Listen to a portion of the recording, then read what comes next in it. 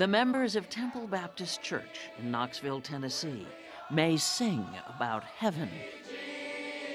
But over the years, their pastor, Charles Lawson, has often warned them about hell. Deeper and deeper and deeper you go into the bottomless pit. The horrors rise up beside you. The sound and the screams and the smell and the fire all encompasses you because you're dropping down into the land of the condemned. When Lawson preaches about hell, you know what it looks like. It's a place of torment, outer darkness, weeping and wailing and gnashing of teeth. Their worm dieth not, fire is not quenched. That's a place you don't want to go to.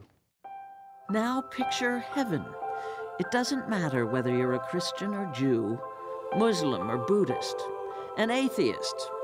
I'll bet something like this will pop into your mind. Why is that?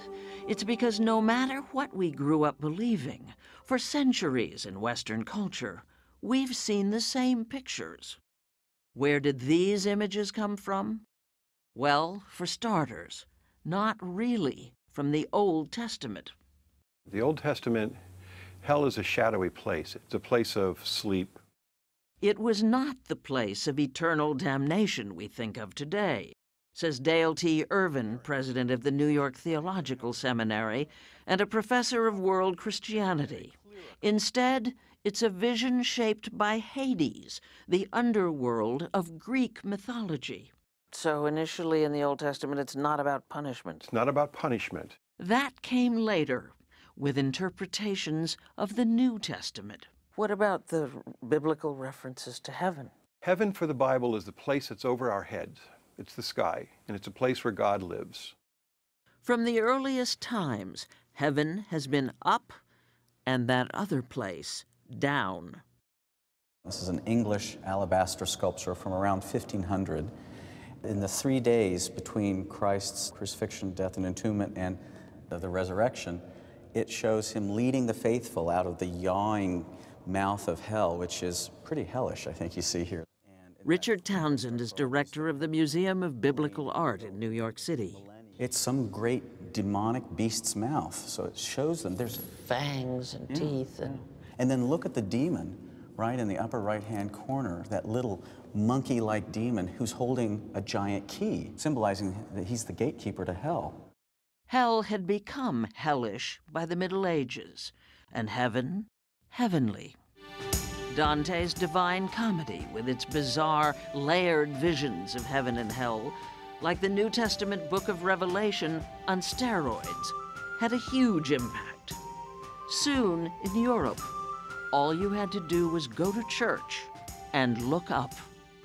This is a frescoed ceiling of a dome in the cathedral in Parma by Correggio. So Correggio here has introduced the idea of this sort of great stadium of heaven. This idea that the saints, God and the Virgin and your loved ones are all looking, are in the clouds. And hell? This is in Florence in the Great Baptistry. I walk into a church and I see this monster eating people and serpents, and it's pretty gruesome. It would put the fear of God into you. That was the point. To what extent is our Western concept of heaven and hell shaped by art? I'm tempted to say almost entirely. What is this place? Even movie versions pretty much conform. Hell, according to Woody Allen. Harry! Dad, get me out of here. This is terrible. You know how I can never stand the hot weather? Lots of fluffy clouds in dog heaven. The clouds, the grass, the air. Heaven is a wonderful place. Yeah. So today, if you were making a film like Heaven is for Real, intended to please audiences of all faiths, how would you decide what heaven should look like? Well, first of all, Heaven is for Real is the story of a 4-year-old boy's account of heaven. Screenwriter-director Randall Wallace went for simplicity. Ultimately, for me, the inspiration was from the Lord's Prayer, on earth as it is in heaven. And I thought the best thing that I could show would be elements of our earth to be the elements that we use to make up our vision of what heaven is like. 2/3 of Americans believe in both heaven and hell, according to a Sunday morning poll. What did the knowledge of good and evil do for mankind? For Pastor Charles Lawson, our vision of hell is what matters more. If your understanding of heaven is not exactly right, it's not going to cost you anything. But if you mess up on hell, it'll cost you dearly. In our poll of those who believe in hell, how many thought they'd wind up there? 2%. You could die before the sun goes down. Your body be lying dead in the morgue down here somewhere, and they'll be having your funeral a couple of days from now. Where will you be? Where will you be? Where will you be?